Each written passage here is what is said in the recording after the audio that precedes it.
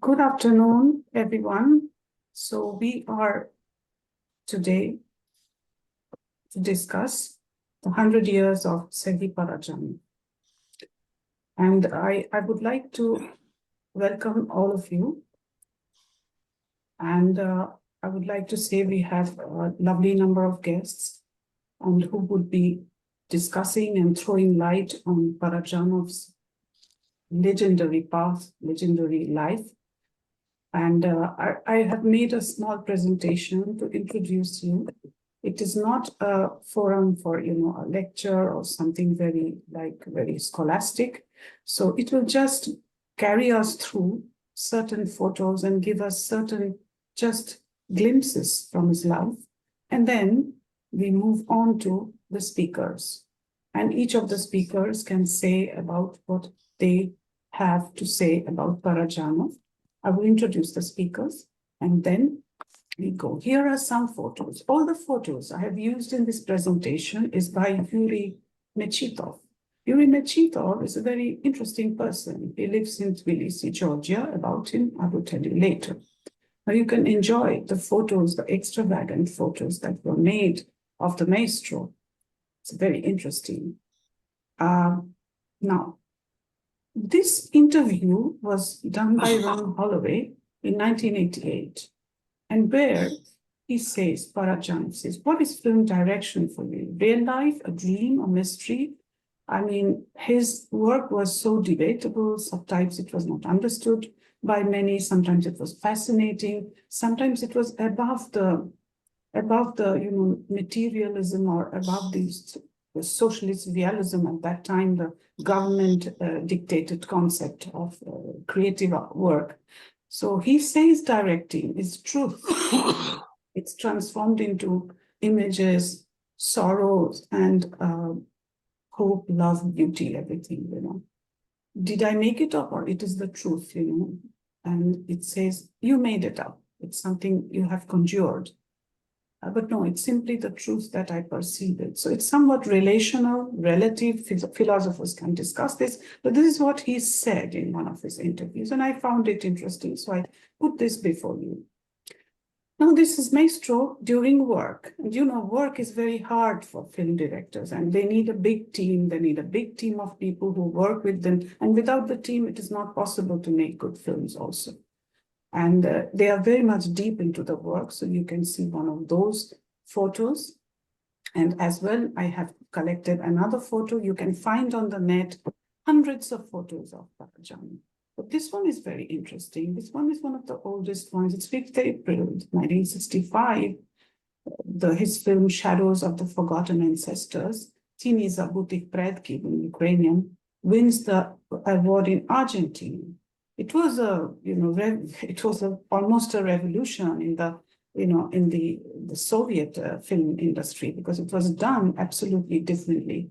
And you can see the artists who played, the actors, the main roles, Ivan Nikolaichuk and Padochnikova, and of course, director himself, and cameraman, who's the art, real art is behind the camera, everything that happens in the film. So it's Yuriy Illienko, the brilliant, the eminent Ukrainian director, who was behind the camera in this film.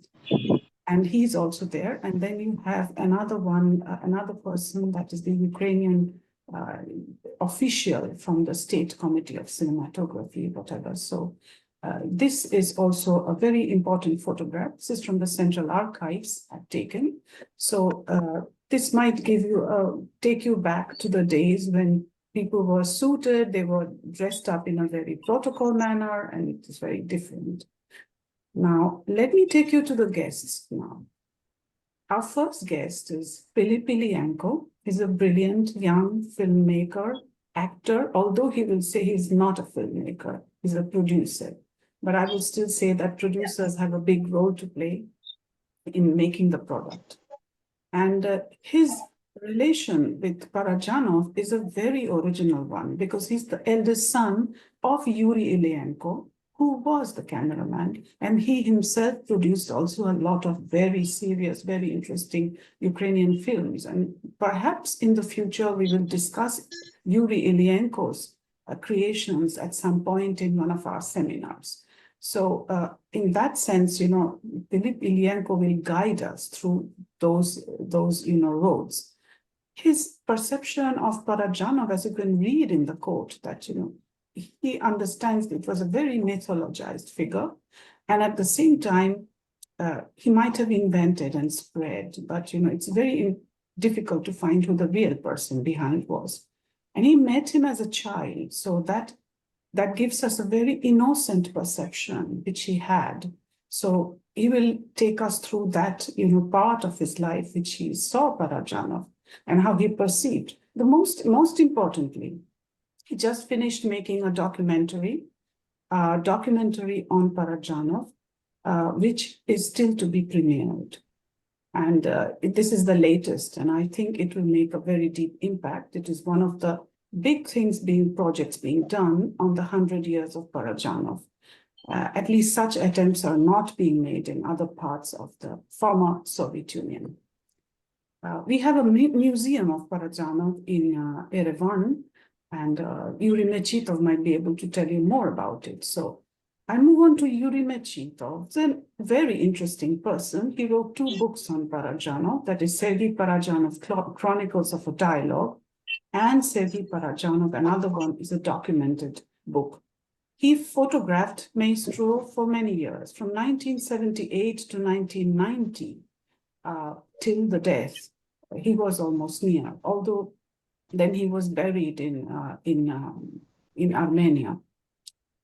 In his book, he writes, and I quote, I make an excerpt from one of his books, is that he's very truthful about the analysis that he has, but, it's very relevant, he says, now, because he thinks that, he's still communicating, he's arguing, he's admiring, agreeing or disagreeing with Parajanov, And he says, I'm still enjoying his company, because he even mentions that a lot of the negatives I still have to use in the book, in my archive, what I have, and, I still have to prepare something. So, we will have, therefore, a very interesting storytelling session from people who have witnessed and who have talked to Parajanov, which is very, very important for us. Not necessarily people who have just written articles or made lectures and other things. So let's wait for Yuri Mechitov to join us as well. Now we have also with us Mr. Ashoke Vishwanathan, who's an internationally acclaimed film director from India. And his award-winning films are The Lighthouse, The Ocean and the Sea, where he has some reflections on Rabindranath Tagore, Roman Roland, and also the 2 other films, Shunno Theke Shuru and Kichu Shongla, Kichu Prolap, which are made in Bengali, also my mother tongue, and they won national awards. And I think Dr. Vishwanathan will be able to, he's also a professor associated with topical institutes studying cinema, where students study cinematography, film direction. So we wait for his perceptions of Parajanov also. And, well, this is about me. I'm Mridula Ghosh. I represent East European Development Institute. I work as a professor in Kyiv Mohila Academy, Department of International Relations. I write certain things. I do a lot of other activities. But to me, Parajanov opened Ukraine, and I was still in India when I saw the film. I was very young, and I was mesmerized. And I was like, I was very, very touched by it. And then I dreamt of Ukraine and the Carpathians. And as I came to know his wife, Svetlana Shcherbatyuk, it was also very important to hear her. And I remember once I went to the theater here in Kyiv, the opera theater. We went to see the theater, and she showed me in the lobby, one place near the cloakroom, where he invited Svetlana for a theater and where he expressed his love to her. So, these kinds of very, very interesting memories I have in my talks with Svetlana, who had a difficult time because he was very, very he was a very controversial and a very difficult person. All creative people are, but at the same time, till the last days, she still maintained some communication, and they had a son.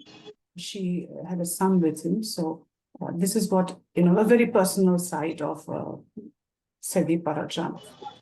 So I want to thank you for this, and I would now move on to I would move on to Pylyp Illienko to start the thing. And if you don't mind, Dr. Vishwanathan, not muting your microphone, if you don't mind, yeah. So that it doesn't give us some.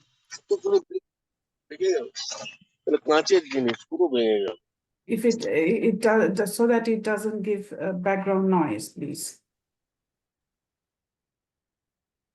Yeah, thank you. So, Pylyp Illienko, please, your time. You have the floor. Hello, everyone. It's nice to be here with you.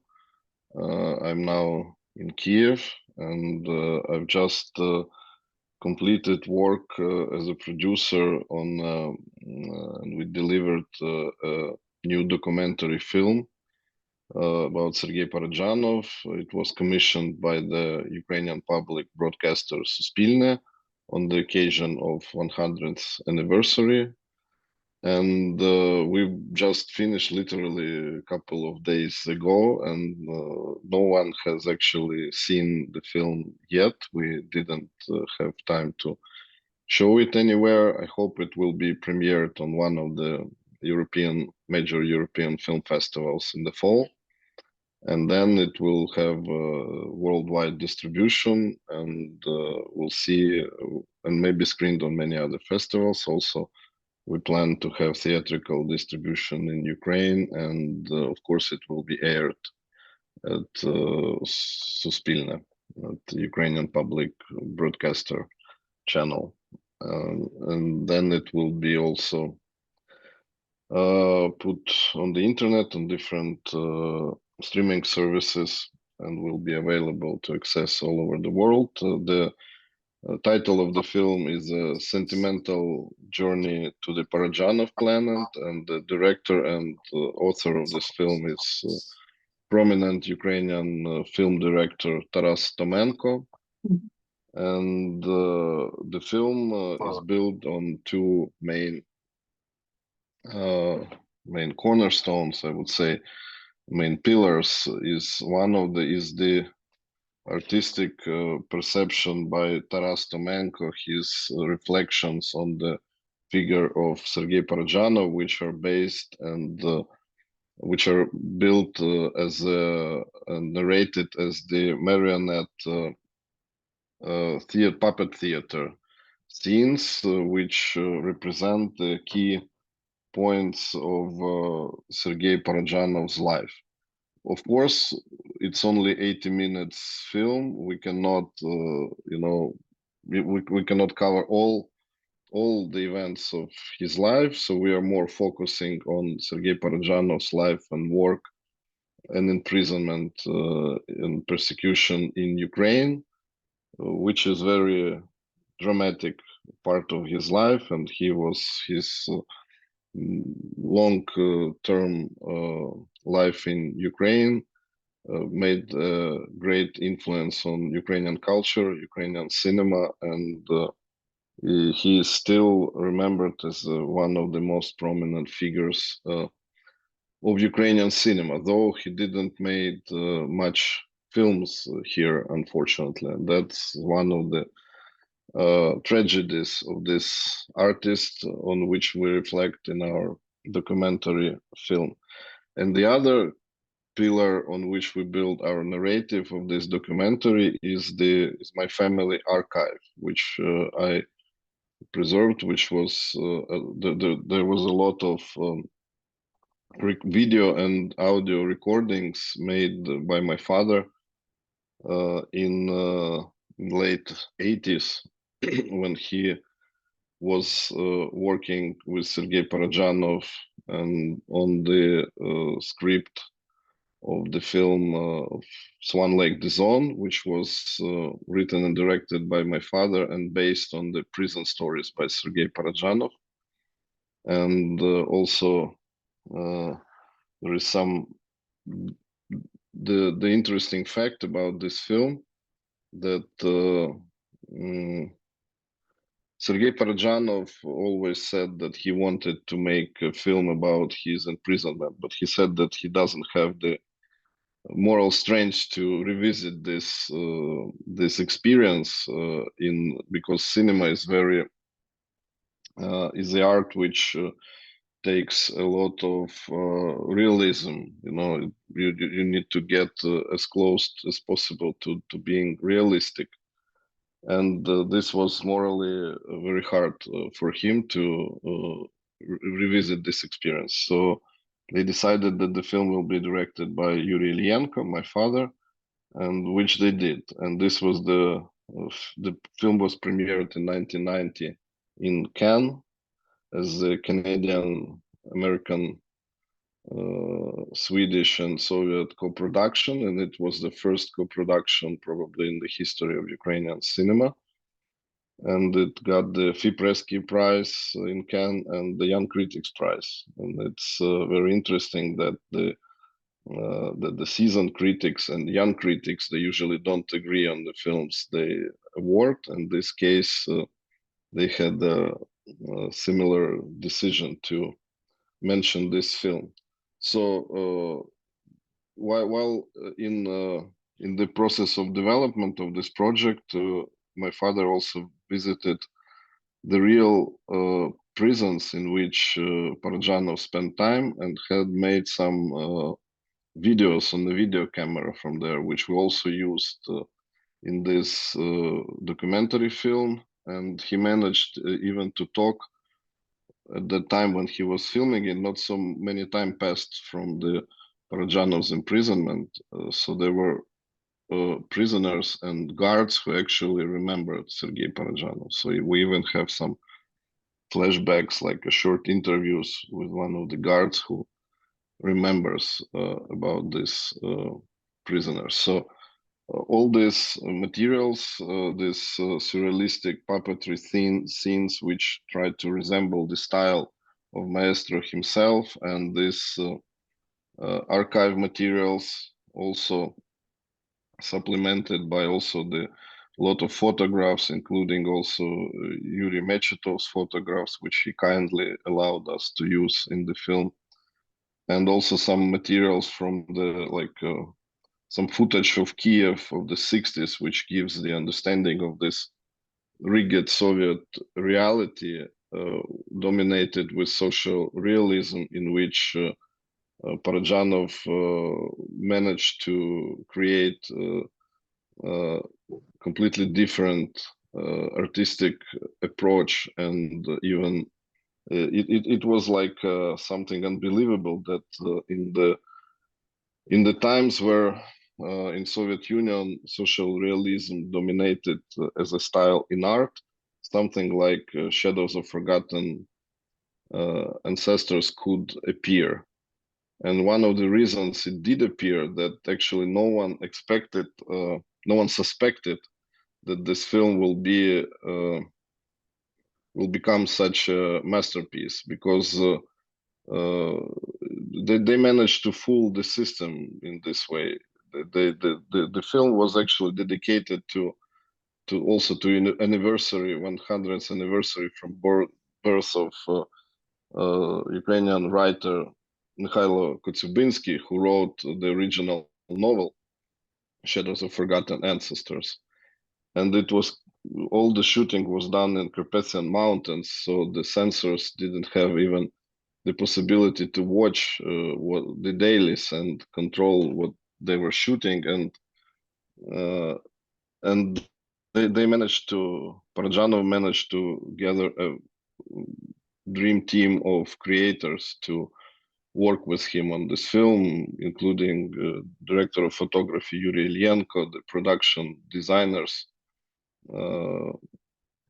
and the music composer Miroslav Sporek, production designer Yuriy Mechitov, and also the cast Ivan Mikhailchuk and Larisa Kadachnikova. Ivan Mikhailchuk became the biggest star of Ukrainian cinema in the second part of 20th century, and it was his debut. Actually, his career started from this film, and he was a student. He was a second-year student of acting faculty in Karpenko-Kary Institute. So this is the this film was first in a chain of films which were afterwards called Ukrainian so-called School of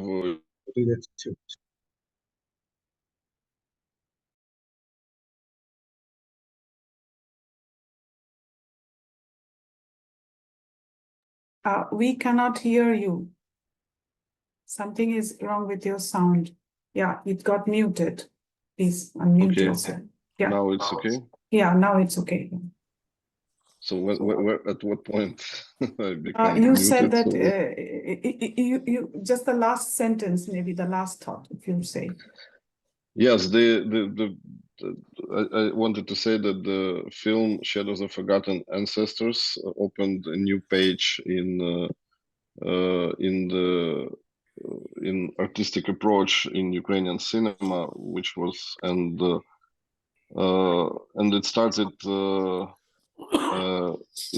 It was the first in a chain of films which were later became known as Ukrainian poetic cinema, and this artistic approach was officially banned in Soviet Union. And most of the authors who worked in this style, like Serhiy Parajanov himself, my father Yuriy Illienko, Leonid Asika, and some others, they had serious problems with authorities, with censorship. And for Serhiy Parajanov, it ended with serious prison term. And also one of the reasons it happened is that the premiere of Shadows of Forgotten Ancestors in Ukraine, it coincided with the end of so-called Khrushchev's era of relative, let's say, relative freedom. It was not freedom, it was just compared to the previous periods, and afterwards it was a period of softening of the grip of the power on the necks of the people. And exactly in 1964, Khrushchev was replaced by Brezhnev, and the regime became more rigid once again, and more the censorship and the prosecution of the people who were dissidents and who were supporting the ideas of Ukrainian, not even formal independence, but just the idea of preserving and promoting Ukrainian culture was considered a threat to the Soviet state. And this was the period where the new wave of arrests, political arrests, had happened. And on the premiere of the film, the group of Ukrainian dissidents arranged a protest, and it became a very important event in the political history of Ukraine, because one of the dissidents, Ivan Dzyuba, called from the stage for everyone who is against political prosecution and arrest to rise in the screening room. And the whole audience had risen, and it was for that time, it was like it was almost a revolution. And this most of the people who organized this protest ended up in prison, and also the director of the film, Serhiy Parajanov. Personally, my story with Serhiy Parajanov is, of course, connected with the experience of my father's collaboration with him, about which I heard from my childhood, and I also even played a role in that film, Swan Lake, the Zone, about which I already had said. As a teenager, I performed one of the roles in that film. I met him a couple of times when he was in Kyiv. He also visited our apartment. We were sitting at the family table, and I remember it very well. But the time had so passed, and I actually now cannot remember the real man behind all these layers of cultural perception, myths, and all the narratives which have been built around his figure in Ukraine. And he was the first who started it, to tell the stories and myths and about himself, to invent them sometimes, and then it was also done by many people who knew him or even didn't know him. So his figure is definitely the most mythologized and controversial in the history of Ukrainian culture of 20th century. And I don't really think that there is a need to find the truth itself, because there is the truth is he was a real genius who turned his own life into artistic act, and that is probably the most important things to think that I understood about him from what I know now and what I've known ever since I heard his name for the first time.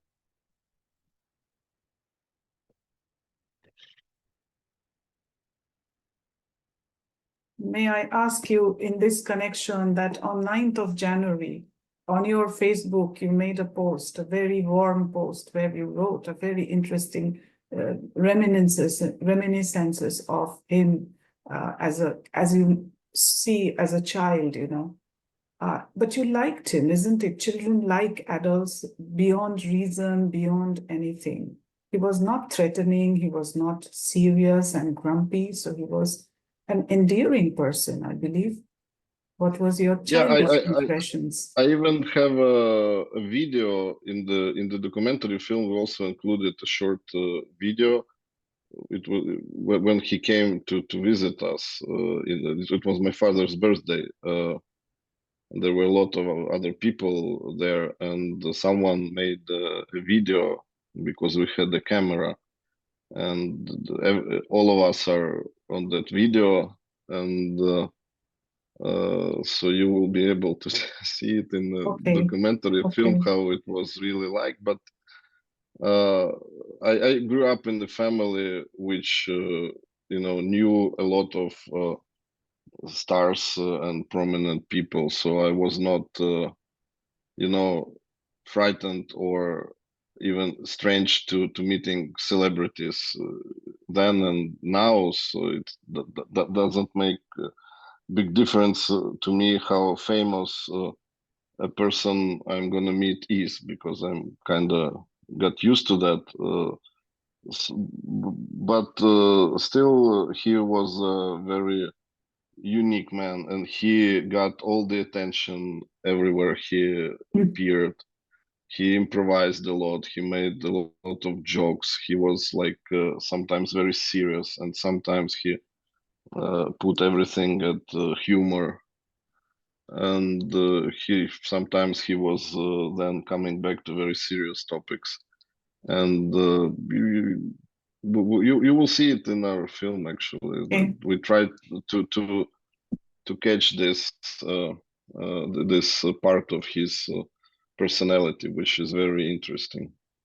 This is a rare finding, because in personal settings to find him out, it was a very, I hope that this is the rarest video that we might be able to see within the documentary, right? You have put it in the documentary, you're using it, right? Yes, of course. Okay. So, I really thank you for this very interesting, endearing, account of Serhiy Parajanov. And I would also mention that Facebook post of yours ends with a very interesting sentence that, you don't remember exactly what was he. Like, he was a legend, he was a controversial. I mean, you cannot put together all the bits and pieces that you have seen in him. But you definitely remember that he was the guy who poured you as you grew up, as you attained the age, that a little bit of the red wine on the glass. So that could have been a very historic event in your life, isn't it? Well, yeah, it was a kind of important thing for a kid who is growing up to have his first glass of wine with the adults at the table. Yes. So my father was thinking that I'm still too young for that, but Serhiy Parajanov said like, okay, come on, Yura, let the kid have a drink. Interesting. So he broke certain rules, of that, yeah, strict rules of Yeah, it was not like a strict rule. I was not like 3 years old, but Of course not. Yeah, sure. That are fond memories, and these are really very interesting stories that we come to know by analysis, reading books, and other serious stuff. But these are things that open up people very differently. Thank you so much for your great account of your encounter, your efforts to make his legacy even more meaningful through the documentary, which we seriously await. And I do believe that we will have a chance for the Indians to watch it as well, in the yeah, festivals. I would, of course, be happy to show this film in India, and we will be applying to the festivals. And I also Yes. hope that Okay. maybe we will have some possibility to screen it at TV or streaming Yeah, services. sure. We will work on that. Thank you so much. Now I will turn the floor to our next speaker, Mr. Yuri Mechitov. Are you here with us? If you are here, please, can you join us?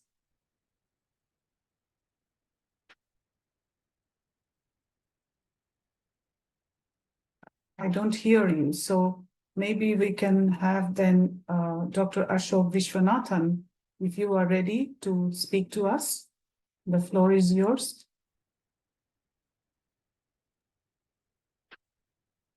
Yes, thank you very much. Mhm. Can I be heard? You I can be do heard, but have a your image is moving a little bit. If you don't mind just fixing the the gadget somewhere so that we see you, the camera to fix it. Yeah, that's excellent. okay. Well, obviously, I don't have any first-hand experience of Parajanov in that sense, because I have really not been to the Soviet Union or to Russia or to Ukraine. But as a film scholar and a film student, having studied at the Film and Television Institute of India in Pune during the 80s, which was a time when the cinema of Andrei Tarkovsky and the cinema of Sergei Parajanov were very much in demand. I can make a few comments, but I would like to confess at the very outset that I am not that familiar with Ukrainian culture, nor even Armenian culture, nor even the culture that prevailed in the Soviet Union. I do resonate with some of the things that the previous speaker mentioned during the Soviet time, and he talked about the Khrushchev thaw, which was a time when it appeared that there was some kind of a liberal attitude, but that's something that only flattered to deceive, because after that, with the advent of Leonid Brezhnev, things became very strict once again. So, but I do remember that one of the producers of Andrei Tarkovsky, Anna-Lena Wibom from Swedish Film Academy, had come down to Pune in 1986, the year Tarkovsky passed away. And we did talk a lot about Tarkovsky and Parajanov and their relationship, about how Ivan's childhood, the first film of Tarkovsky's, was appreciated by Parajanov, and how Tarkovsky also was very fond of the cinema of Parajanov. And both of them, of course, are conscientious dissenters, objectors. They broke away from the mold of Soviet socialist realism, as was rightly mentioned by the previous speaker. I am particularly fascinated by the following elements, and I'll mention them one by one. Of course, in Shadows of the Forgotten Ancestors, there is a lapse gradually into what can be called the unreal or even the surreal. At the outset, it seems like a traditional Romeo and Juliet story, and to that extent, there is the resonance of Shakespeare's immortal text.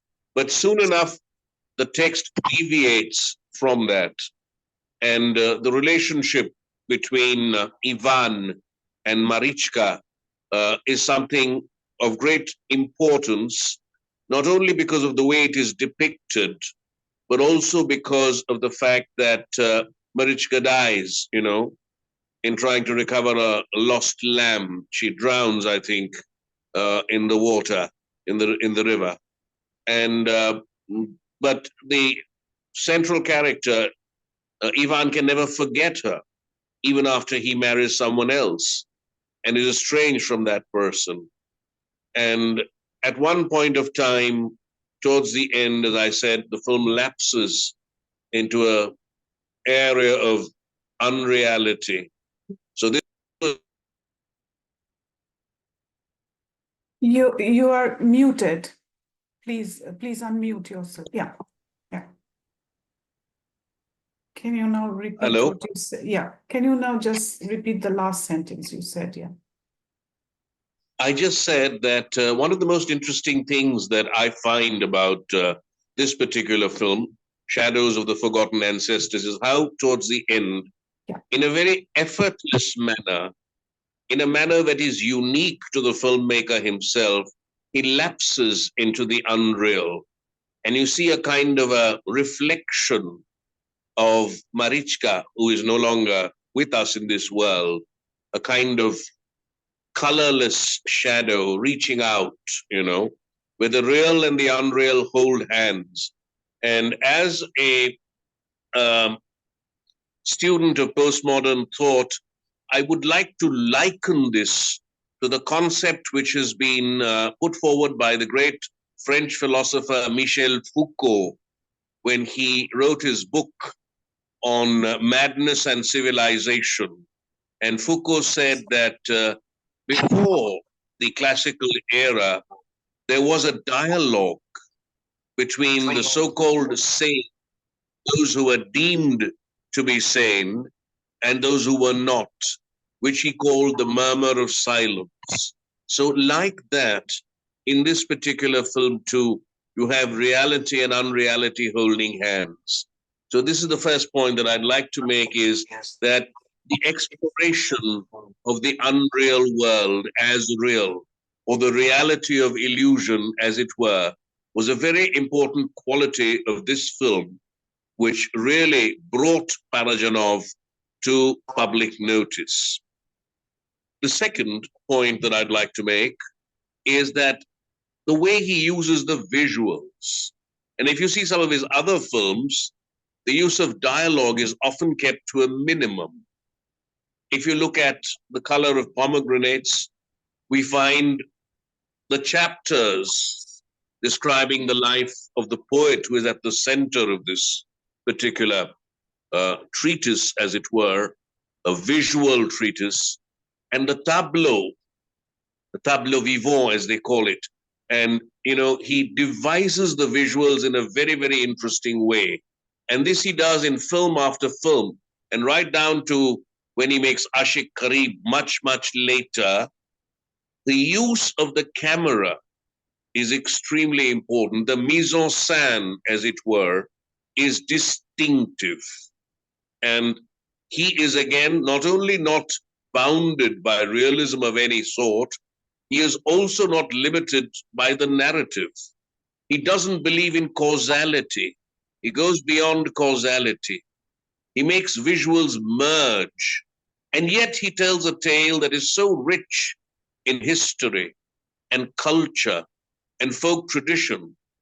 You know, if he takes the Carpathian Mountains, you know, and the culture of the people there, he delves deep into the culture without explaining, which again is a very interesting element. You learn the language as it is used without his explaining it to you, which is most fascinating. And so the strange characters that appear do not seem strange after some time. For me, of course, the culture is different, so it's difficult for me to grapple with it. But having seen a lot of films in the Soviet Union, and in a sense, Parajanov is a Soviet filmmaker initially, I was able to capture some of the nuances of the culture. But when you see a film like Ashik Kareem, it seems completely far removed from anything that came before.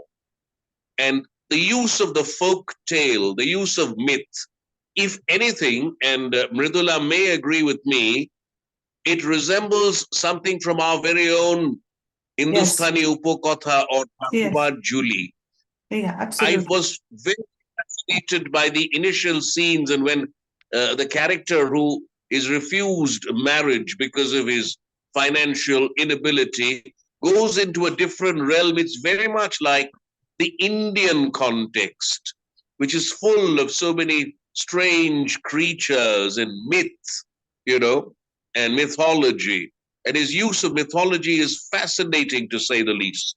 Parajanov is a filmmaker, in my opinion, who goes beyond cinema, who goes beyond the grammar of cinema. For someone who studied at the VGIK under very well-known people who taught there, filmmakers and film personalities, film scholars, he's someone who's not only moved away from the techniques of early Soviet cinema, the cinema of Eisenstein, even though I think he was taught by Dovzhenko.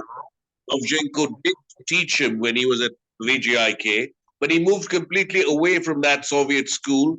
He moves away completely from the Hollywood school because he dispenses with the narrative, which is why he is found endearing by Tarkovsky, who himself is not very fond of the well-rounded story either. And finally, his use of the camera is unique. It is said, and this is purely from what I've read, that in the first major film, Shadows of the Forgotten Ancestors, it was a great team effort. You know, the cinematographer, the writer, Parajanov, of course, the production designer, all of them collaborated to create this masterpiece. But gradually, Parajanov was finding his own style, and his oeuvre demonstrates this as he moves into those layers of culture and thought and psychology. And much of it is very, very rooted to the soil. And whether he's doing his films in Ukraine or the one major film that he made about Armenian culture, he makes himself unified with the culture of the region.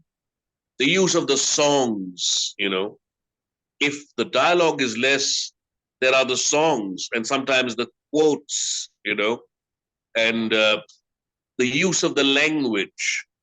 The language is very, very interesting and important, although used very sparingly.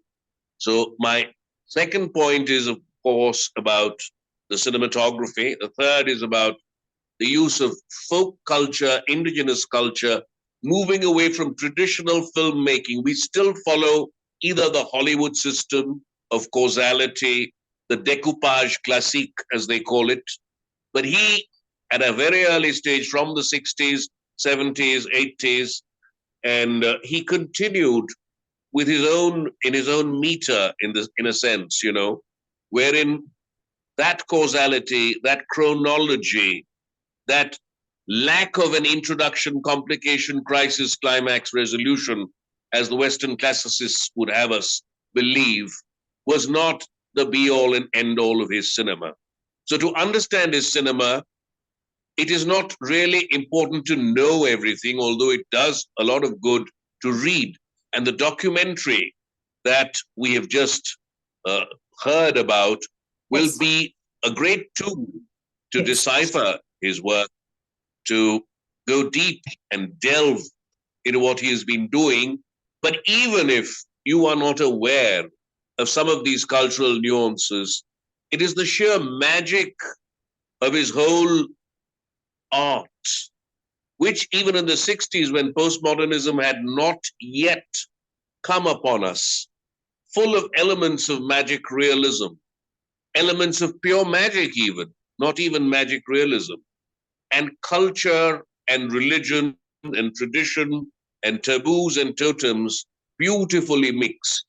So that's my fourth point, is his breaking away from the narrative mold. And lastly, I would say that he continued to deal with traditional concepts, stories that were very faint in public memory, let's say, but were actuated and actualized by him using the medium of cinema.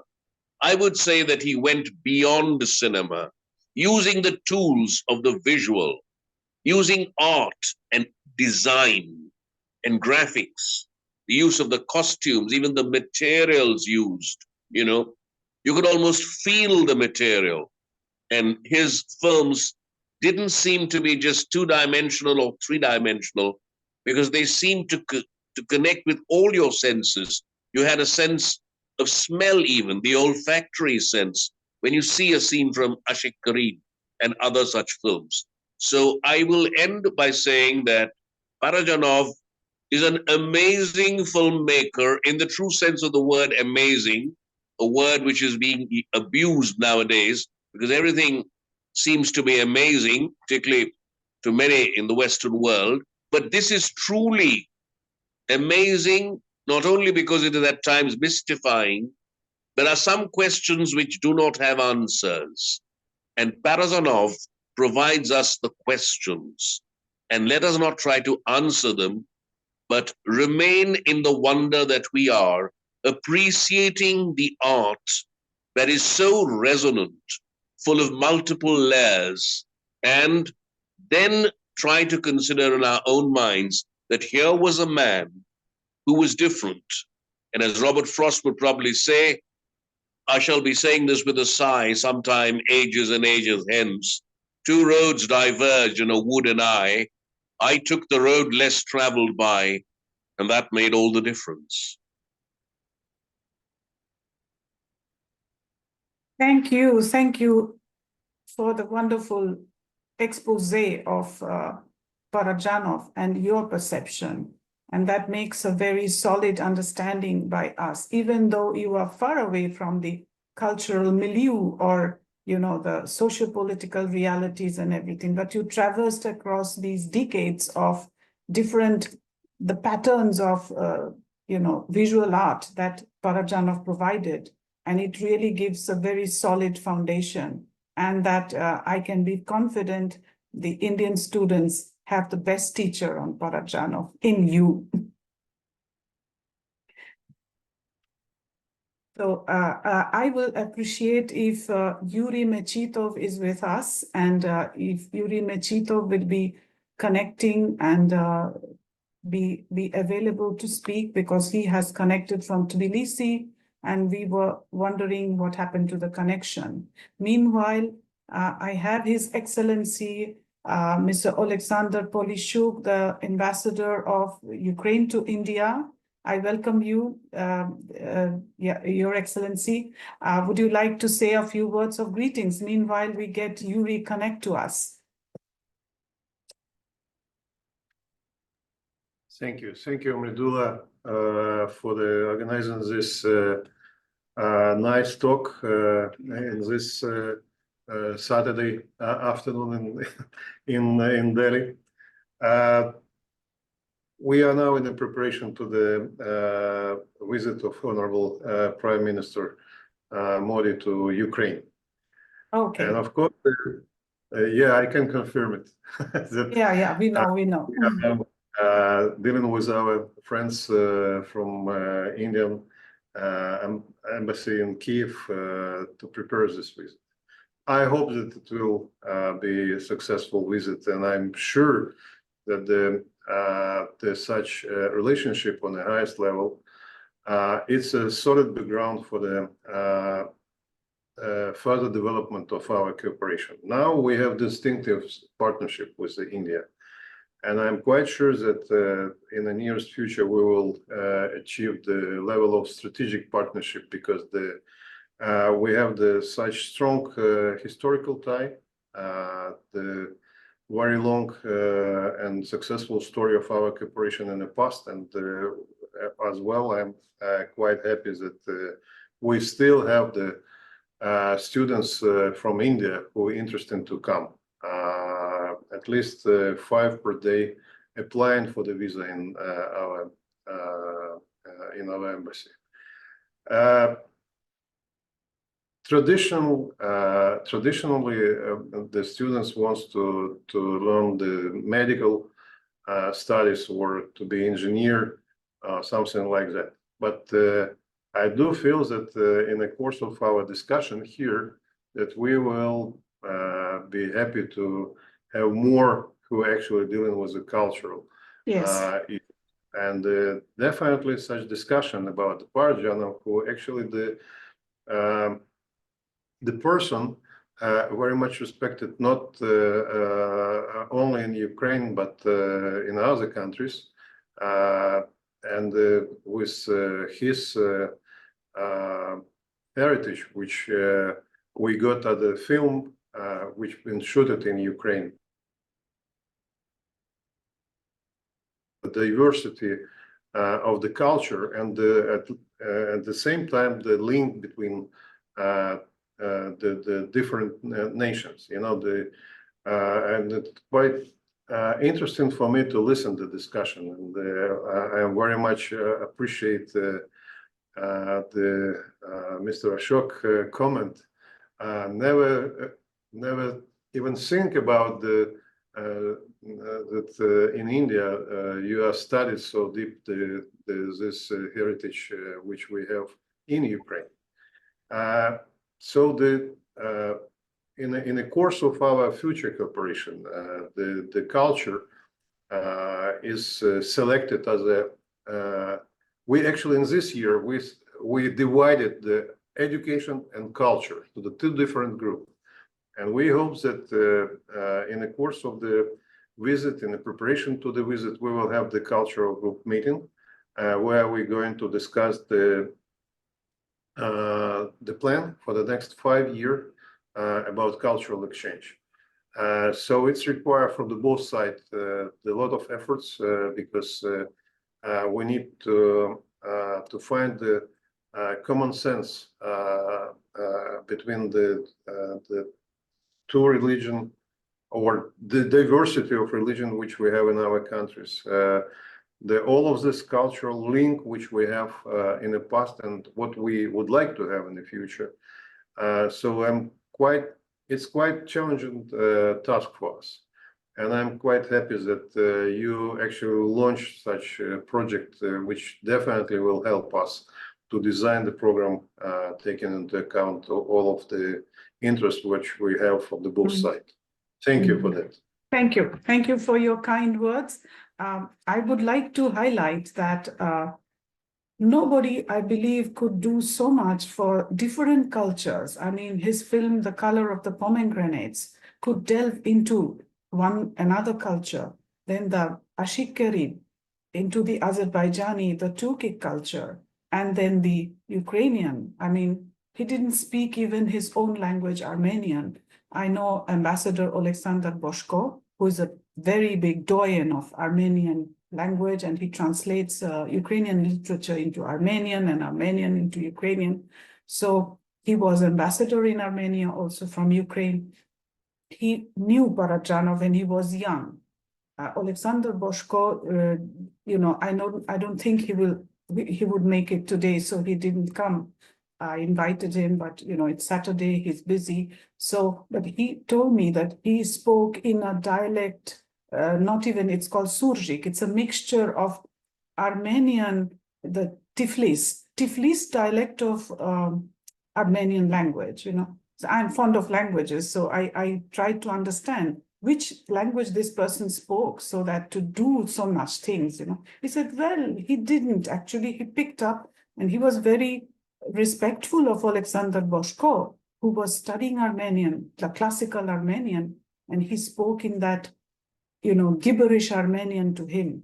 Everyone else, he would speak other Russian language, because he was using Russian as a medium to speak to everybody else. But can you imagine one of the things that Mikhail Illienko told me was, Yuri Illienko's younger brother, and happens to be our friend Pylyp's uncle.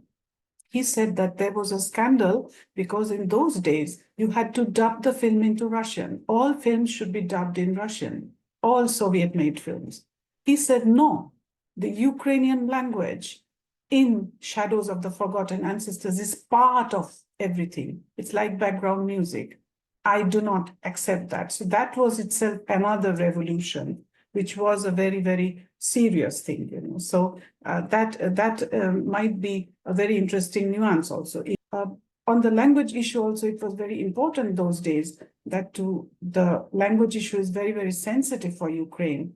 As I understand it very well as a Bengali because, my language suffered the same thing in Bangladesh. So my childhood, I had that experience of, these, not in my state where I come from, but in Bangladesh, it was a serious problem. The language issue was important, and he said it like that, and that created a bit of a big problem. But ultimately, it won the prize in Argentina, which, it was not on the Western country, it was a different country from Latin America, so it was like interpreted differently. The genius of this person was, of course, unless the world cinematographic stalwarts did not intervene and did not write. And it was, as Mr. Pylyp told, that it was during the Brezhnev times when the stagnation started and there was more persecution of intellectuals, and that was happening until almost the coming of perestroika. It continued. So that was a time very sad for Parajanov to live and to create, definitely. I believe, Mr. Pylyp, if you have anything to add to, certain aspects which you missed to mention, maybe it will be helpful for us. Yes, I can confirm that this was the first case when the director refused to dub his film into Russian, because basically all films were done in Russian in Soviet Union, and in the so-called national republics, they could have also been done in the language of that republic, but then they necessarily had to be dubbed into Russian. And this was the first case that he protested, and that's why he was accused, though he was Armenian born in Georgia, he was accused in the Ukrainian bourgeois nationalism, which was at that time this like a stigma. So he chose this path of standing his ground artistically, which was also a rather courageous position at the time, which could endanger him, and it actually did as a result.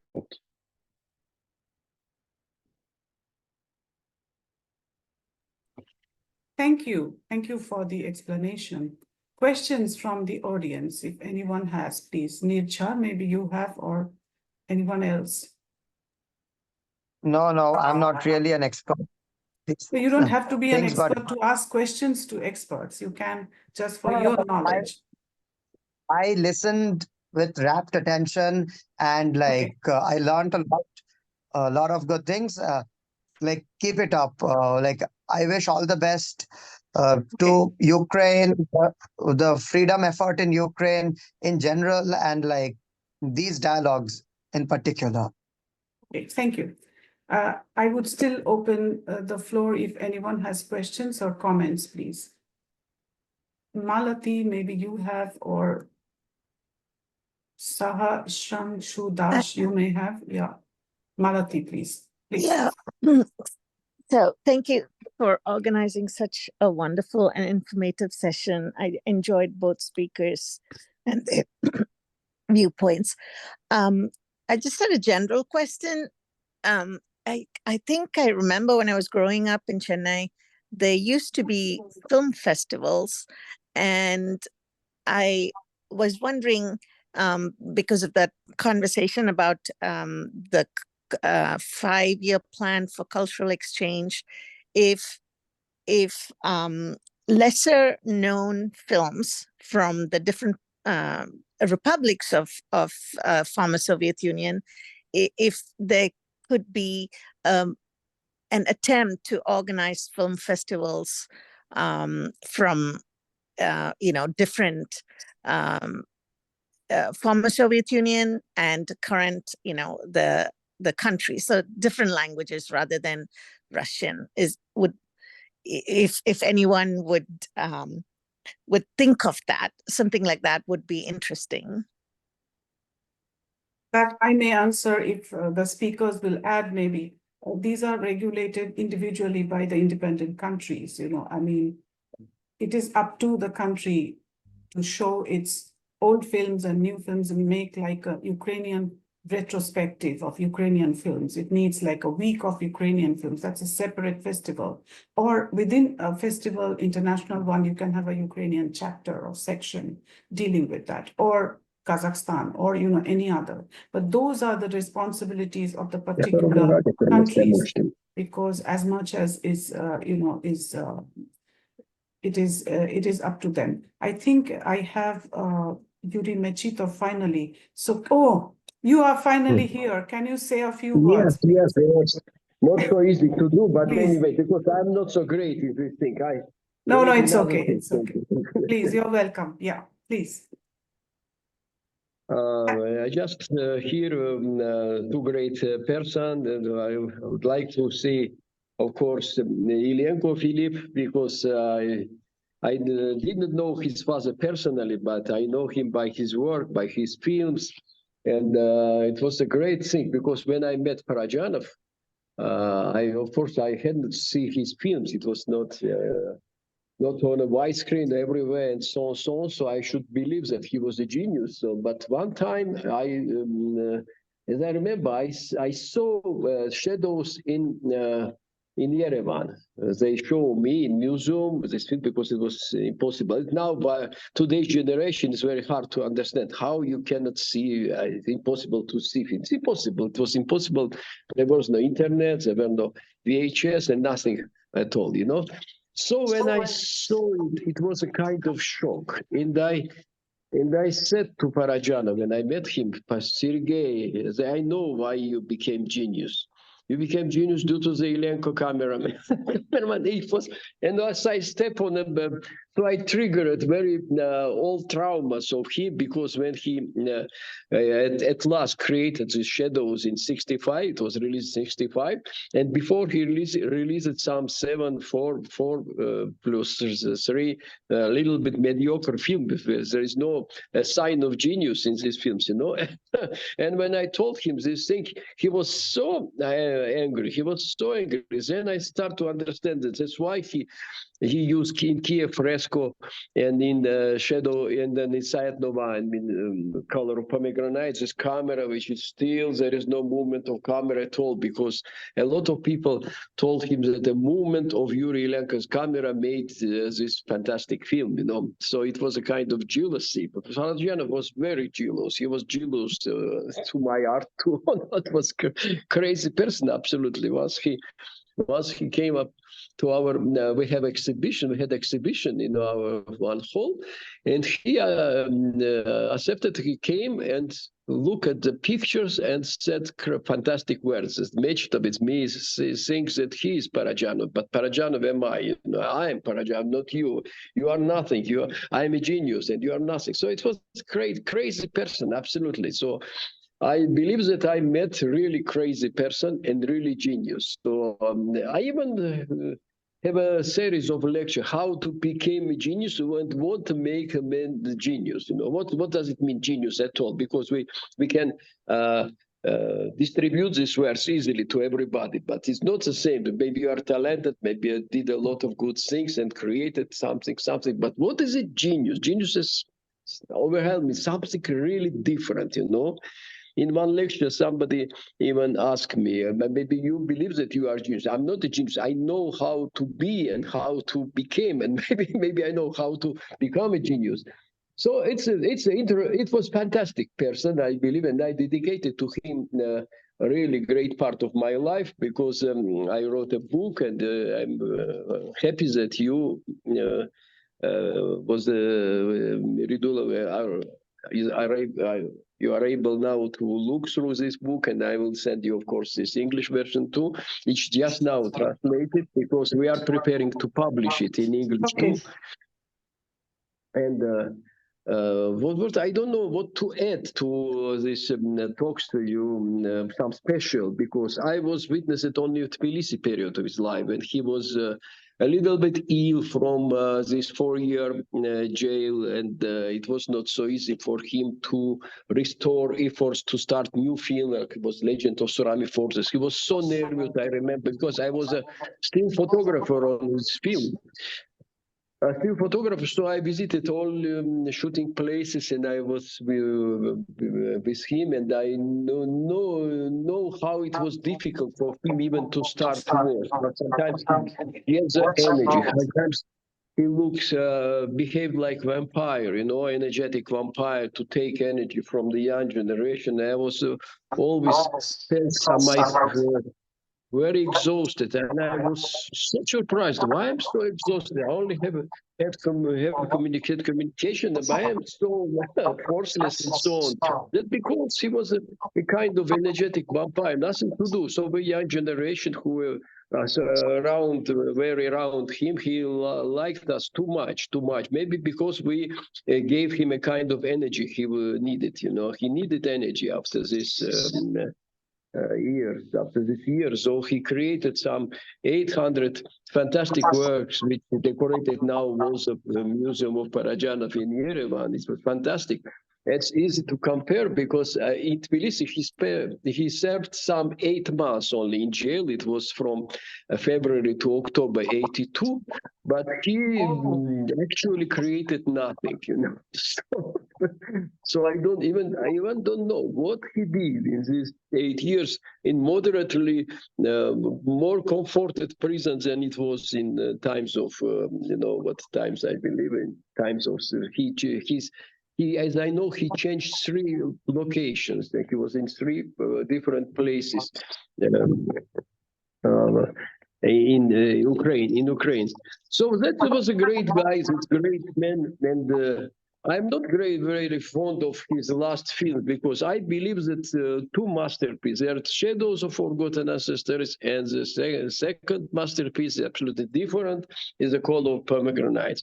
And what about Tsunami Forces Ashikeri? For me, it's I don't know how to say it. It's a little bit not so perfetto, as Italians say, not perfect, not in line, not eclectic, more compromising, because in Ukraine he was able to get a fantastic team, Yakutovich, Skorik, and all this great person around him, a great person, Yuri Illienko, of course, a great person, fantastic, uncompromised person. They even clash, they want to kill each other. I know the story about it, before they saw really material, which was came later from a laboratory, of course. It came later, they said together to see it, and they understood most of them understood they were creating some wonderful thing, and from this moment, work went go on, so it was okay with work. And what's the story? Parajanov told me that Fellini, when he died, he left no unfinished work, and I'm leaving 20 scripts. 20 scripts. And now I know, that I was working also on his last film. The shooting was to take part only 2 days. It was Confession. His childhood recollections, it's fantastic script. And he started from funeral of his neighbor Vera, because this Vera died when she was 12. Parajanov maybe was 6 or 7, so it was a great trauma on the young Parajanov. Sometimes I even thought if it's not his death, absolutely occasional death of this girl, maybe Parajanov wouldn't be a Parajanov at all, because there are some things in your childhood which shape you, create you, and you are a person by now, because we are all going from childhood. And childhood recollection are the most important recollection in our lives. And in the Ron Holloway film, you mentioned it, this Ron Holloway film, I met this great guy.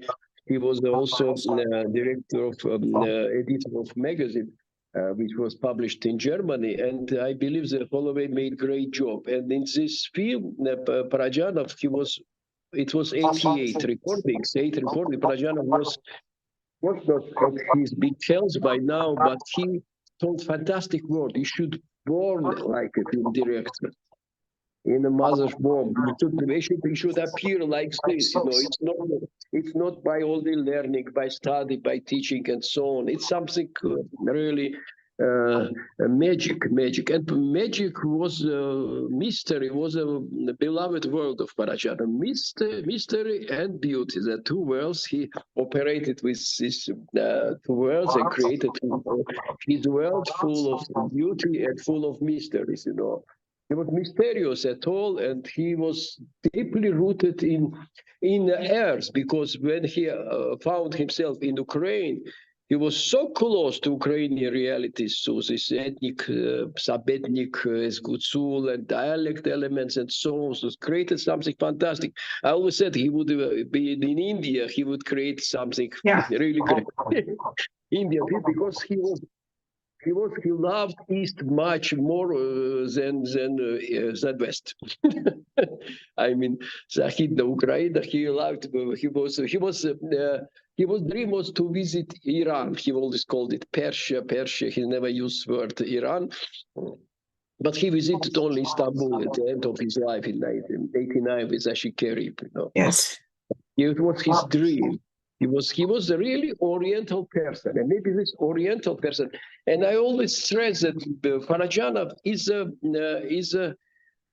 really Tbilisi man. You never been into Tbilisi, I know, but Tbilisi is a really megapolis of multi-ethnic, multi-confessional, always been, always was, and even by now it is, like this. And we have even, you'll be surprised, we have one mosque, and Shiites and Sunni praying in the same mosque. It's impossible somewhere.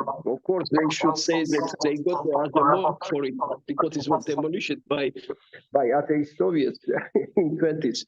But anyway, it's a city where some word tolerance, it's a bad word, because tolerance is replaced by love here. It was... people were very close together. They were kind of, so we call Italian yards. It was open theaters. Parajanov was grown in open theater in his childhood, because it was surrounded by neighbors, surrounded by problems. Everything was on surface. It was living theater of where he lived. He was a spectator, he was a listener, he was attendant of living theater, That everything was collected, laid by laid, and even jail, because if not this jail very hard. Parajanov stressed that maybe Soviet power created me, because it was also great experience in his life. And this experience helped him to create fantastic things, fantastic things. And he became another man, of course, after he lost his health, I should say, because nothing we can gain here without any losses in this world, maybe. So I don't know what you are interested about, because my special recollection and special of him and the time we spent together, it's absolutely fantastic. It's always, so Parajanov, for me, it's impossible for him to die, to go, went away. He presented always everywhere here. I can show you. This is our. This is work of Parajanov in the prison. This is work of Pirosmani. And this is work of mine after the piano, whether you see it. Okay. But Parajanov presented in my art too, presented in my recollections. I just now am going to print this recollection even in Georgian too, in English, of course, and so it will be like this. That's excellent. That's excellent that you recollected all this. And this is a very interesting session for us to know so much from three different angles, 3 different people. And of course, I do believe that the person Parajanov, what was he? To ask if I see in the chat, there is a question on, probably from a political scientist or historian, that asking about Argentina and the post-decolonial and all these other things.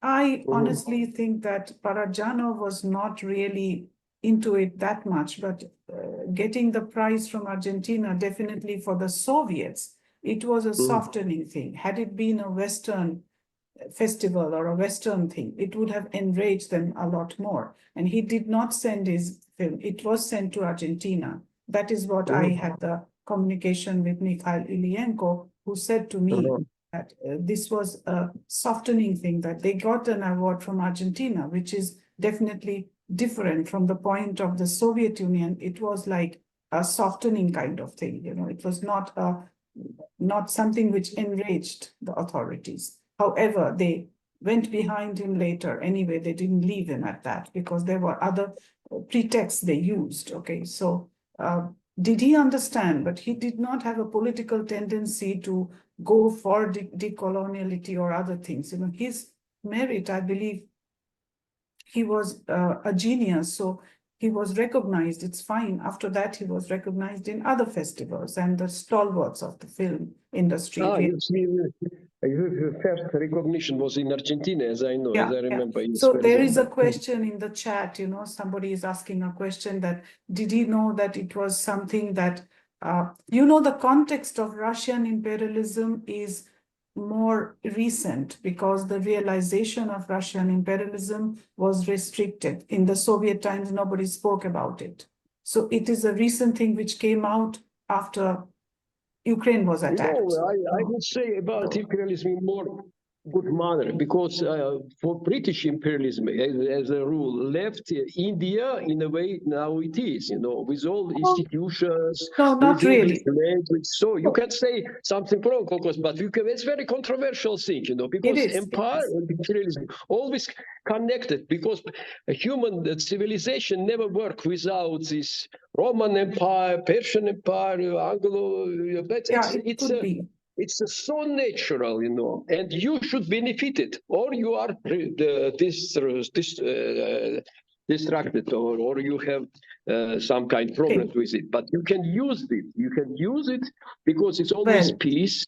Maybe it's peace with a stick, but this is anyway. It's a stick. It's a peace. So it's not so easy to understand what is empire. We don't go sure. Because Parajanov understood nothing in politics.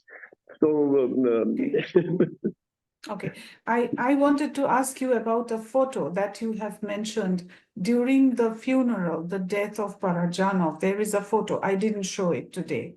So I want that to be a little bit tell about the story, the mysticism of that photo, if you may say. The more mystery is that I found it some 20 years later, because when I'm preparing this book, second edition, small, concise edition, I looked at this picture with other eyes, maybe somehow, and I noticed it is bearded man. I was so surprised. I really was shocked. I was shocked, and I remember very well film of this Michelangelo Antonioni blew up. As I'm a photographer, and here it's fantastically shown how he was starting to enlarge this part of negative, enlarge, more and more, printed. Of course, it's not necessary, but it's for film. It's okay, because he, photographer, was trying to find something which really was, but then disappeared somehow, this body, he was laid on the bench or something like that. So I was in the same situation. With these differences that I used scanner, I started to scan this small image more and more, and I really scanned it to know whether it was really Sergei or not. As I know, Sergei liked mystery. I always said that naked truth is not interesting, not from any point of view. So it should be decorative with something, valent in some good things. So now I'm more going to the idea that it was really Parajanov. However, I went to this place. I want to research this place where he was, this tree, whether it was tree, where Parajanov was on tree, or this old guy, I don't know, but the owner of the cemetery or supervisor of cemetery explained to me there were trees, but they were cut them a lot because it was widened. This cemetery, this pantheon was widened or something like that. So there are no trees by now. These trees which are on the picture. So it's very strange thing. So that's why I say that therefore less materialist paints this thing. I believe in mystic because Parajanov was always mysterious. He was mysterious. He was life. Mysterious was his deeds, his work, his controversial understanding on his clashes with power. And it was not clashes like he was really Soviet man. Not just Ashoke says that he was Soviet. He was Soviet, absolutely. He was no dissident at all. Now, of course, some researchers could say that Parajanov was a dissident. He was against something. Parajanov wasn't against that. He was against people who do not understand beauty. He was really against. That can be. But however, his films were outside the norm, outside the doctrine.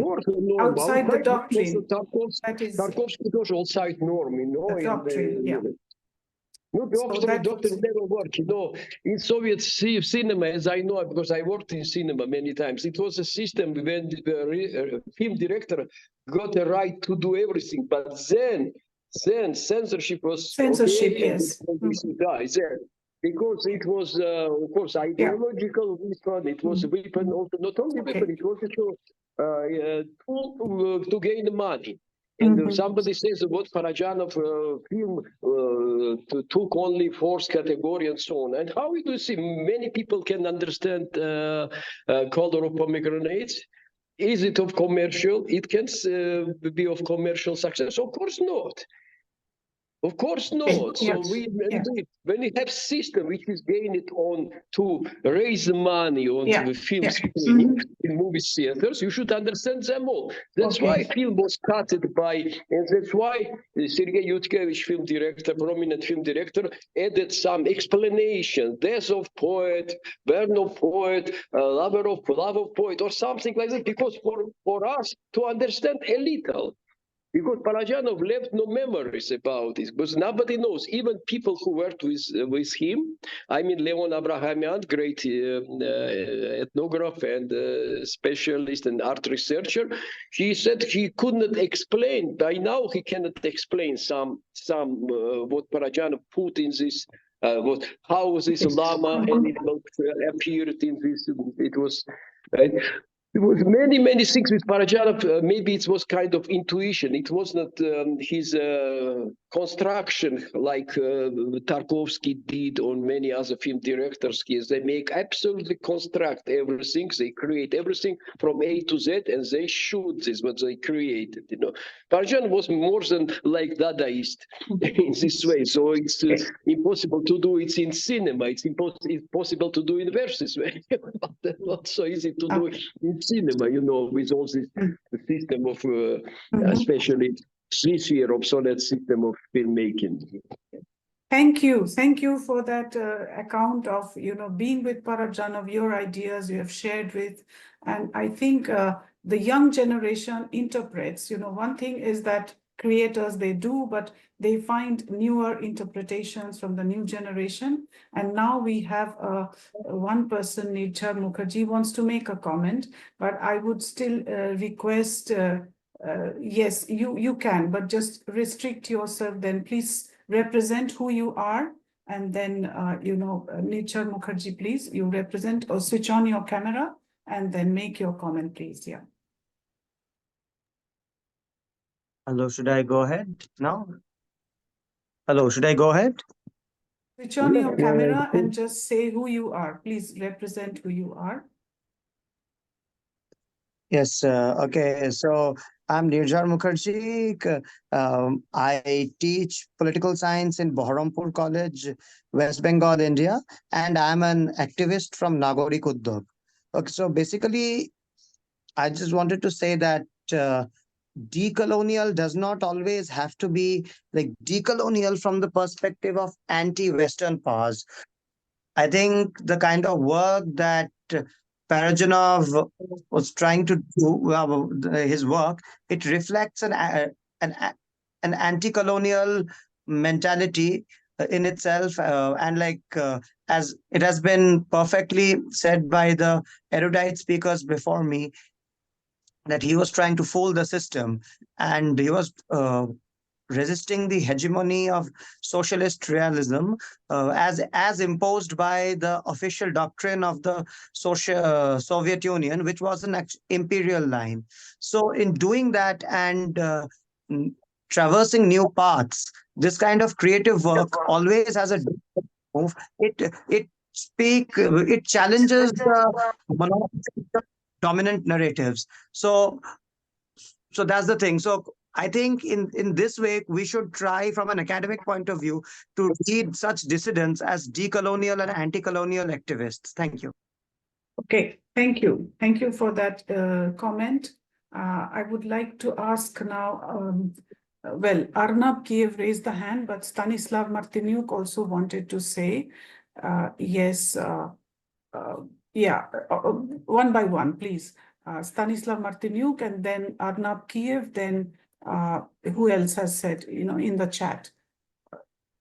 Yeah, then Sahasranshu Dash. Okay, so one by one. Please, Stanislav Martiniuk first, then Arnab. Please switch on your microphone and camera, and please represent yourself, who you are, and then make your comment. Hello, everyone. Yes, yes. Can I be heard? Yeah. Okay.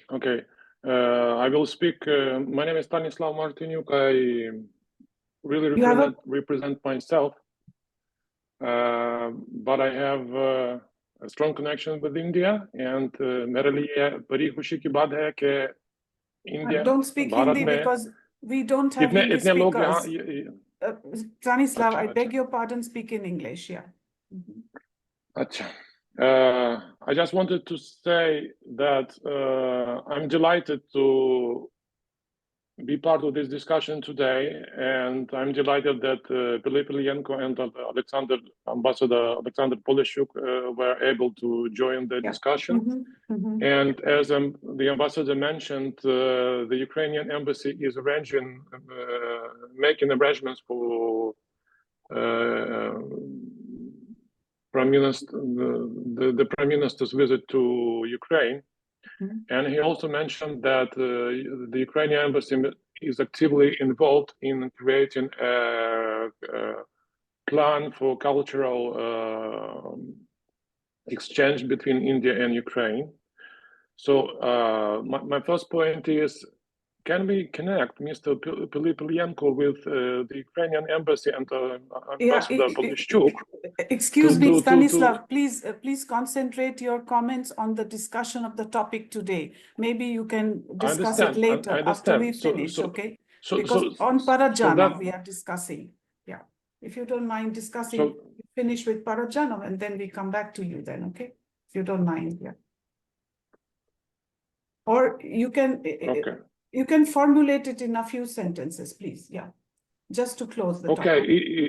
if it's up to the embassy to decide to make a cinema festival in India and include this the shadows of forgotten instances of the wild horses of fire, as it is also known, this film, in this film festival. And also Pylyp Illienko happens to be the son of Yuri Illienko, who was the director of photography in this film. And we didn't mention that. We mentioned that in the beginning. Pylyp mentioned, I mentioned about this Yuri Illienko being the cameraman. I'm trying to say something, and then you interrupt me. No, I'm sorry. Finish Continue, what I was saying. Please. I just wanted to mention that there is a book written. Actually, there are 3 books written by Yuri Illienko, his memories of his film career in the Soviet Union, how it was then, and his making of this film and his relationship with Parajanov. And today we mentioned that Parajanov and Yuri Illienko wanted to kill each other. So that's another story to hear. Here, actually, there are 3 books to recollect, 3 parts, let's say.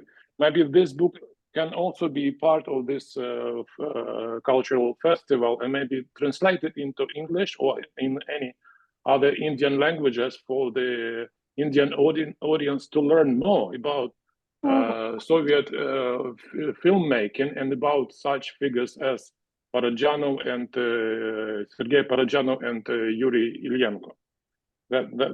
That's my point. That's very good.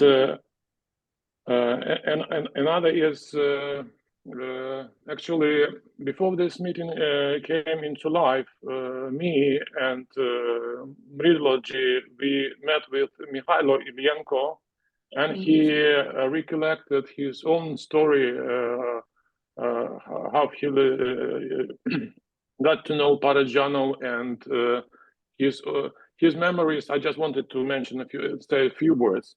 After the first screening on the film, which was actually in Ukrainian, it was not a thing to be allowed into the broadcasting in the Soviet Union. So the first screening was not successful. It was good. I mean, the first screening of the film was the cinema hall was full of KGB agents who screamed and didn't let the audience to see the film. And actually, the film was about to be doomed to stay on the shelf, not to be seen by anyone. But then somehow it ended up in Argentina in the film festival and actually got the first prize. That's why we are actually we must thank God and probably the Argentinian cinema, the judges of the festival, for this beautiful masterpiece to appear on the international scene. And actually, this film is recognized as the best Ukrainian film in the 100 top Ukrainian films that have ever been made. And another recollection of Mikhailo Illienko is actually at that time he studied in Moscow. He studied cinema filmmaking in Moscow, and when he arrived back to Kyiv and visited the cinema studio and where Parajanov and his brother Yuri worked, he described the whole let's say cinema making project as a pirate boat, as he said. I mean, the atmosphere there was not something to be seen in this in the Soviet Union. The atmosphere was so full, so eclectic and energetic that he couldn't believe that it was something he would he would ever see in Ukraine. I mean, the atmosphere at that time in Kyiv was much more independent than in Moscow.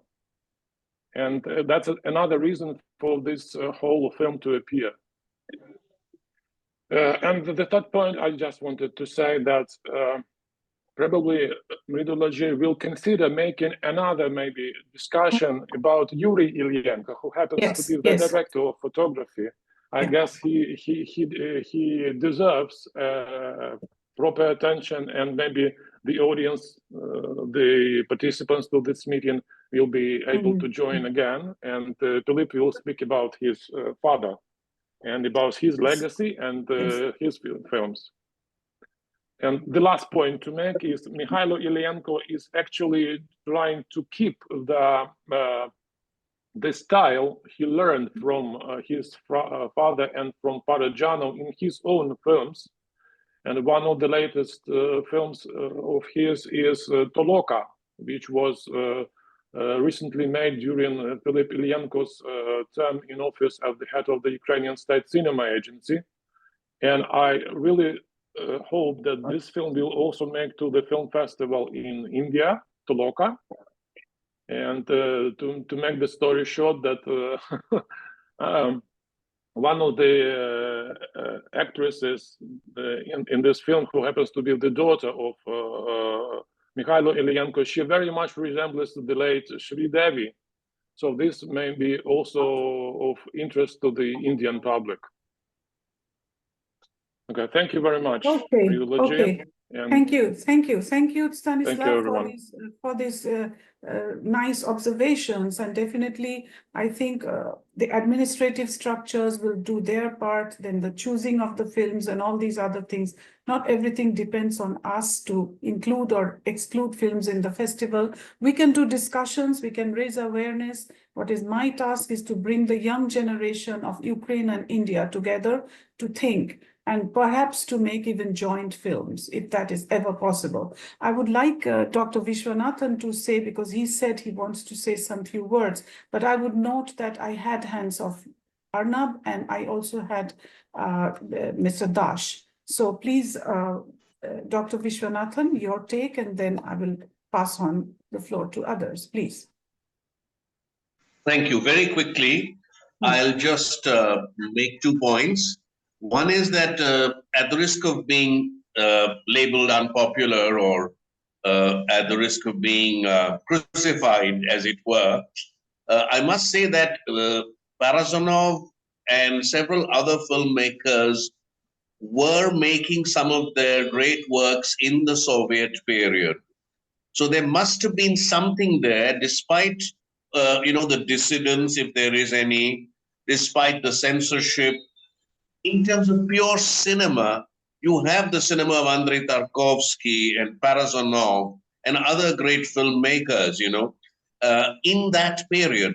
And one other point is, to be a little polemical, none of Parajanov's films are overtly political in nature, nor are they critical of the regime, but rather he delves into himself and to his culture and to the cultures of Armenia and Ukraine, and Russia. And, it is the folk and, that kind of cinema, the Georgian flavor is there. So this is the first point. So he is, after all, a filmmaker who is very cultured and into culture.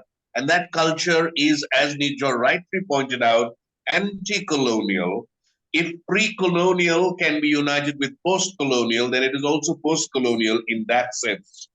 The second point is that this was not mentioned. I would like to mention it that, yes, the gentleman who spoke before me rightly pointed out that the movement in the shadows was praised, which was perhaps not liked by Parajanov himself, because he didn't want that element to be singled out.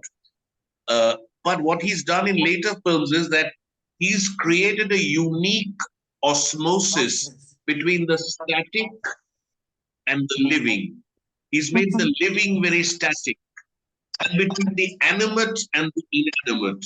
So sometimes inanimate objects and graphics and tones are so alive. And that which is alive is just like a tableau. So that's all I wanted to say. Thank you. Thank you, thank you. Thank you. The discussion is really fascinating. The polemics I share with you, despite the fact that, academic polemics and socio-political academic polemics with the creations of Parajanov is really very difficult. And of course, to say that in that system they existed, it's almost, also somewhat that imperialism on the global south also created a lot of these independence movements equally. So there was an oppression of ideas, suppression that gave rise to certain things. But I still believe that your point in delving into the culture was most important. Most importantly, and that exactly is where the Soviets were hit, because they did not want the intrinsic culture to be displayed, because that is where the national movements took their inspiration. That is what was suppressed, because the dictum during the Soviet times was to prepare a colorless, a Soviet citizen. There will be no national distinctions. But these films were treated as portraying the national identity. There was the conflict. That's why the Soviets did not like his films. Yes, Mr. Pylyp, you want to make a point also, please. Yeah, please. I'm giving speakers the chances first. Yeah, please. Yeah, I just want to make a comment on this decolonial discussion.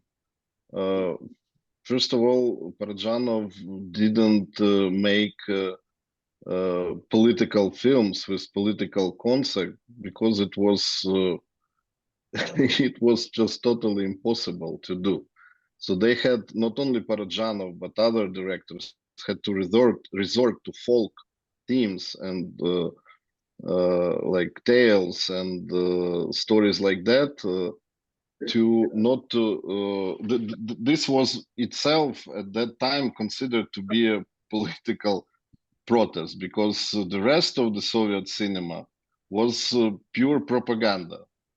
And we have to remember that, keep that in mind always, because not to do propaganda was already to do a political statement, and that is very important to understand. This was not a situation where you could actually choose to do a political statement or not to do. This is the first comment, and the second is that comparison with Tarkovsky are not like really relevant, because Tarkovsky was representing the dominant imperial culture, which was the Russian culture. There was not such thing as Soviet culture.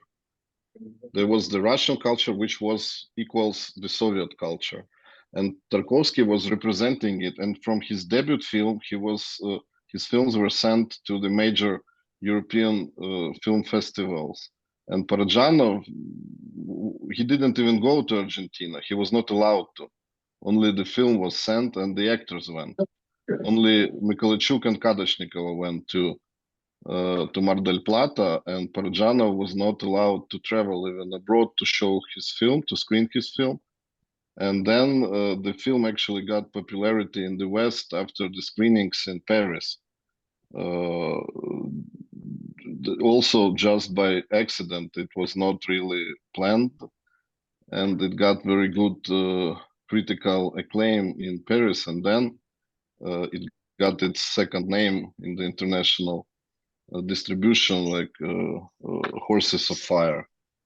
And one more short comment on the previous speaker who mentioned the first screening was not a success and the film was booed by the KGB agents. It's partly true, but it's actually were not the KGB agents. It was the screening was in the Moscow University, and this was booed by the students who of the Moscow University, who in this way showed their attitude showed their colonial attitude to Ukrainian culture, because the film was shown to them in Ukrainian, as we previously said, it was not dubbed.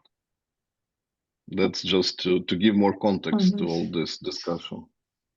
Yeah, thank you, because Mr. Mikhailo exactly told that they were like prepared groups of students sent to boo the film. In fact, that was done when the screening was taking place. That was what his perception was, if I'm not mistaken. Well, I think I had Arnab as a comment. You had raised your hand, and then I had also on the chat, I had, of course, I think Mr. Dash was there. Yes, the two of you. Yeah, please. Thank you so much, Mridula, for your wonderful, this initiative to bring this platform at this crucial juncture. Please represent yourself, who you are. Myself, I know you. I'm Arnab. I'm Arnab, staying in Ukraine for last 36 years. And I mean, from the Soviet era to the transition and the current Ukrainian era. And my wife is from Ukraine, Kyiv. She's in the European Union as the HR officer. And we both are into meditation and yoga by Heartfulness system of meditation, the global system.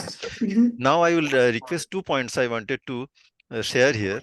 That this is the right time when we can have the cultural exchange of Indian and Ukrainian films. And especially when the propaganda against Ukraine is much more effectively working against the reality of Ukraine. It will be very nice, and His Excellency Mr. Olexander Polishchuk has rightly told that the cultural combination coordination and the realistic view of Ukrainian culture and the real situation now with some documentary films of the current status of Ukraine can be depicted in India in a wide way. And there we can be, the bridges, because I have been working with one of the top schools, government schools of Ukraine, that is Lyceum Intellect in Kyiv, where we had the cultural exchange of students, parents, and teachers to our Heartfulness Chennai and Hyderabad school, so that we can make some, documentary cultural films. Where in 2019 I accompanied the team, and in September we are again starting that from Intellect School to Omega School in Chennai. So these can be documented with video and films with realistic approach, that how Ukrainian culture is so close to Indian culture and vice versa, and how we are so close by heart. And this will bring a very good, strong bondage of reality and humanity between both the countries. And I will also approach His Excellency Mr. Alexander Polishchuk through your email, and I will share our current activities, because the Government of India has already approved, as I am one of the executive committee member of Association of Ukraine India in Ukraine. We have been already got the approval from the Government of India about the cultural exchange in humanitarian point to bring in the educational system of value education, yoga, meditation, Ayurveda to Ukraine, to help guide the students, the children, and the people in the best way. When the stress and strain is overlapping the human challenges in this country, when the missiles are falling, when there is huge difficulty. So that is why I will request to take it in a very serious way, and we can make things happen. Thank you. Thank you. Thank you for that addition. I think we will have to close up, but before that, just short comments by Mr. Dash and then by Nijar Mukherjee. You both have said. Please introduce yourselves and make your comment. Hi, so I'm Sahasran. Yes, please speak. Oh, yeah. Hi, so I'm Sahasran Das. I am research partner at the South Asia Institute of Research and Development, but I also write for Latin America 21. So the reason I asked that question was actually slightly different, because at that moment when Parajanov was making his movies, there was this very serious movement towards surrealism within Latin American dictatorships, actually, and in Spain under Franco. So you had directors like Pedro Almodóvar, you had Luis Buñuel, and in Chile you had Alejandro Jodorowsky, for example, who did not the same thing as Parajanov was trying to do, not directly political work, but trying to sort of work in a way that broke the form, the prescribed form of the cinema that used to exist before. Sort of aesthetic revolution that would lead to that would like Dr. Illienko said, it would be politics without politics. It's sort of, not doing state propaganda, not refusing to do the propaganda of the regime. But the method was not to directly make a political statement. Instead, what they were trying to do was use a very surrealist imagery in their films, use indigenous themes. Like, for example, in the case of Jodorowsky, he would often use Mapuche, which is the indigenous culture in Chile. He would use their traditions, which would sort of pleaded with Armenian culture, with Ukrainian culture, and so on. So there's a very strong resonance there. So I'm not saying it's directly decolonial. And the reason I think it probably would have appealed to an Argentine audience at that time is, if you remember, in literature, in Argentine literature, you had people like Borges, who really wrote like surreal work, and you had people like Julio Cortázar, and people like that. So it was a period in which you would have had like an appreciation for people writing within repressive regimes, but not wanting to be directly political, but trying to do it by sort of introducing indigenous culture, sort of trying to work with the form of the cinema. Like, he went against socialist realism, they went against like this sort of very Catholic, white supremacist sort of indoctrination that they were having. So probably that's sort of where my question is. Thank you. Thank you for that comment.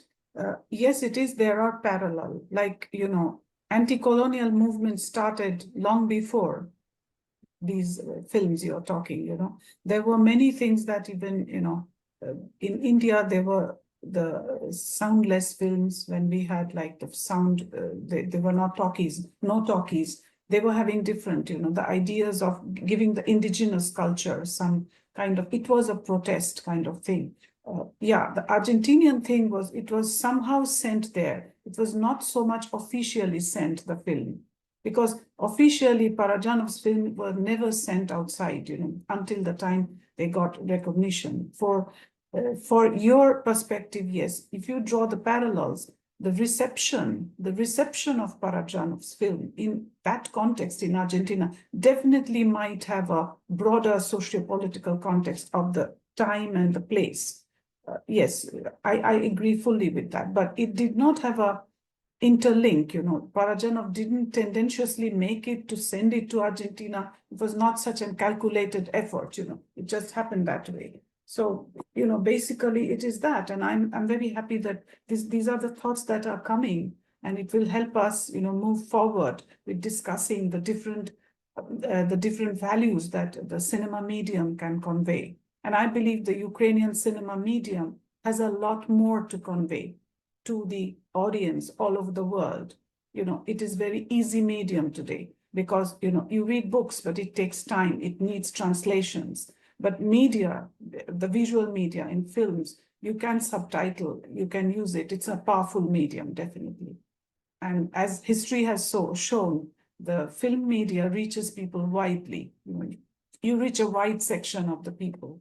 But what needs is for the elements of commerce and elements of, festival films that has to be combined somewhat. So thank you very much. Thank you very much for attending and giving this good ideas, and be with us in the future discussions. As Stanislav said, I've already said in the beginning, while talking to Mr. Pylyp Illienko, that definitely we will have a series of discussion on Ukrainian cinematography. We can start with even Dovzhenko, because there were many things that are discovered that Dovzhenko went against. There are archives which will show you what his real thoughts were and which are not known in India. I would like that to happen. I would also like Yuri Illienko's films, and also like to point out the historical films of Ukraine. The history of Ukraine is being sort of rewritten, reinterpreted. And, one of the very challenging personalities, very debatable personalities is, in our history, it is Subhash Chandra Bose, who has a very debatable course of life, and he's definitely, there's a lot of talk. And similarly, we have Stepan Bandera in Ukraine. So there will be a discussion on that. So I really welcome all of you to discuss freely and to engage in this discussion is very important. To know, to discover what was there and what we don't know yet. Thank you. Thank you. So I would like anyone else to make any comment, or did I miss anyone? Nidchar Mukherjee wanted to make another comment. I don't want to leave anyone. Please raise your hand and tell if you are still wanting to make a comment, a suggestion. Otherwise, we will try to close the discussion. Please. Anyone? So with this, I am grateful for all who attended. First, you took your time, and the honored speakers who devoted a Saturday evening and our Saturday afternoon, apart from their very heavy schedule of filmmaking, of their personal commitments, but this was such an illuminating discussion. And we look forward to more such, revelations, more such discussions. Thank you, everyone. Till we meet again. Thank you. Thank you. Bye. Namaste. Namaste.